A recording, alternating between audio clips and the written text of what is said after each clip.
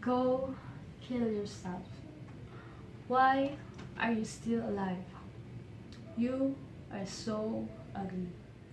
When teens and preteens post such mean, hurtful, embarrassing, and tormenting posts on social media repeatedly, it is called cyberbullying.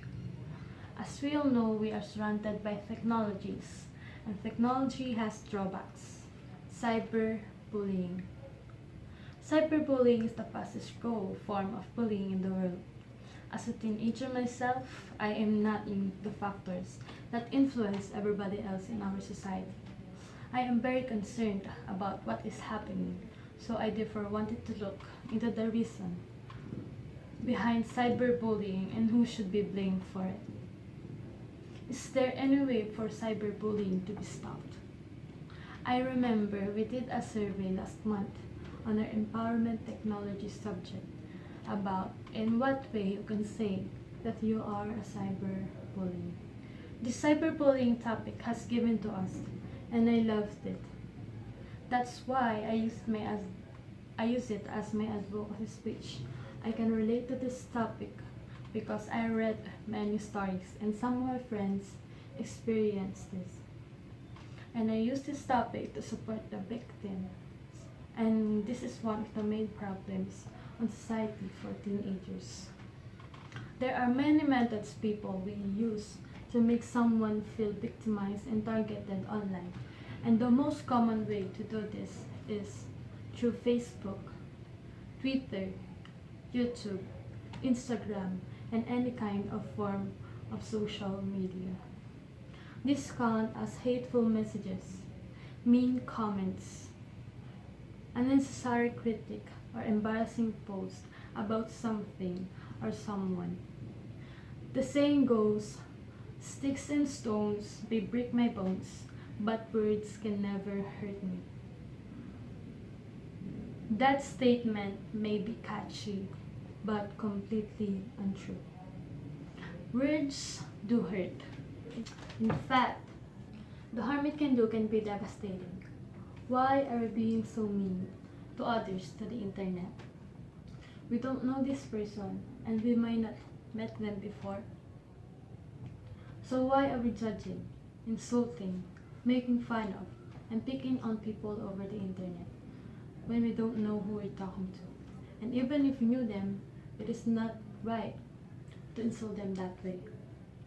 The word troll used to be used in fairy tales books. Now, it terms used for a person who does nothing but say mean and awful things on the internet and on social media.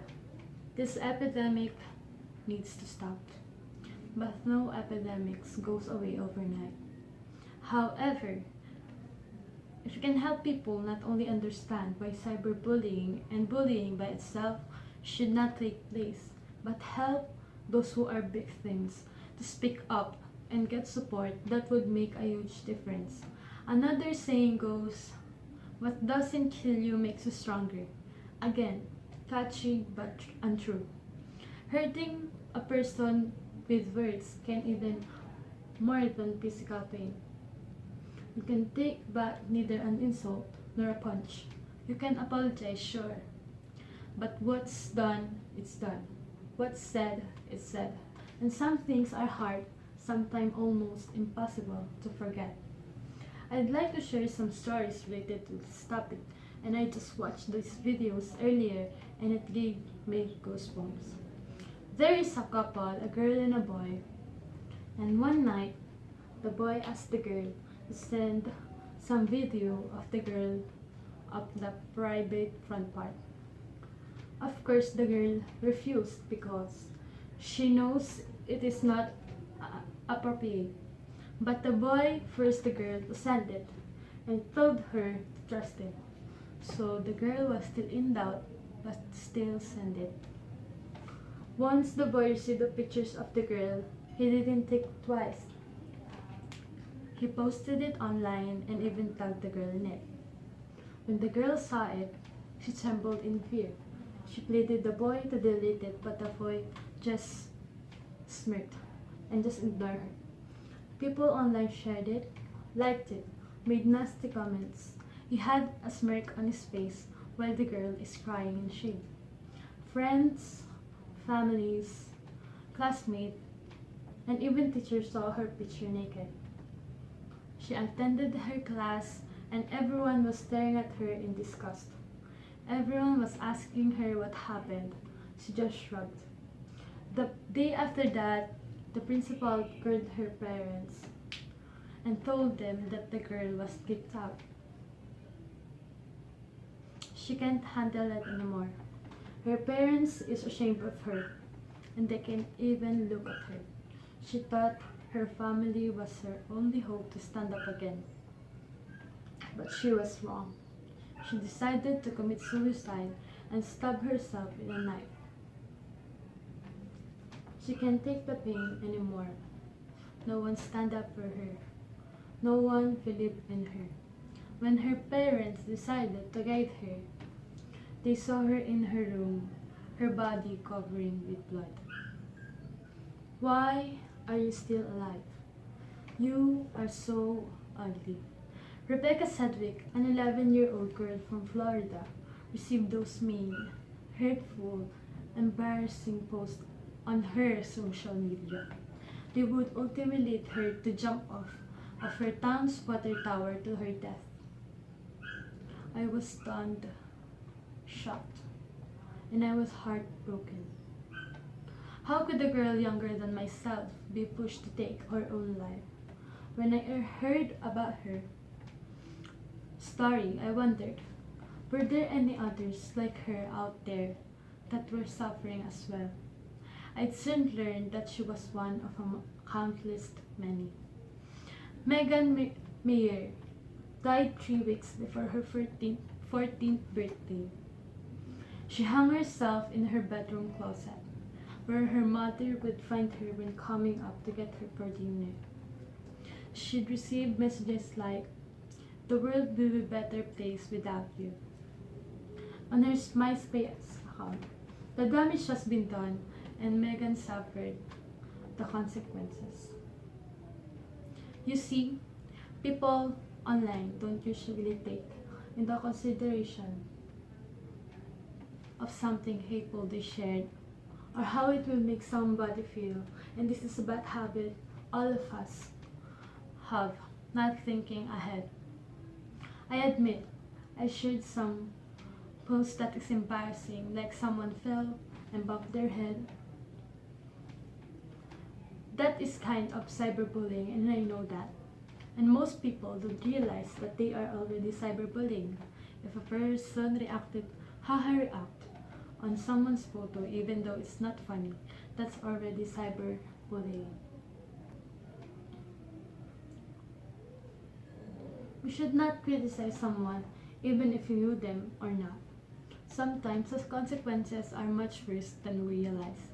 We don't really think it before we do it. I have realized the shocking extent to which victims of cyberbullying have gone through, and reading many stories about the real-life examples have made me think twice about what I say people online, and to think about the consequences which I may face if the persons find out.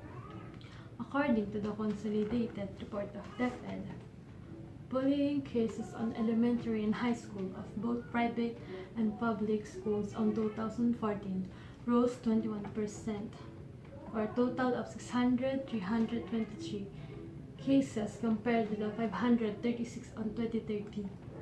This translates to 31 daily bullying cases from an advisor of 200 school days.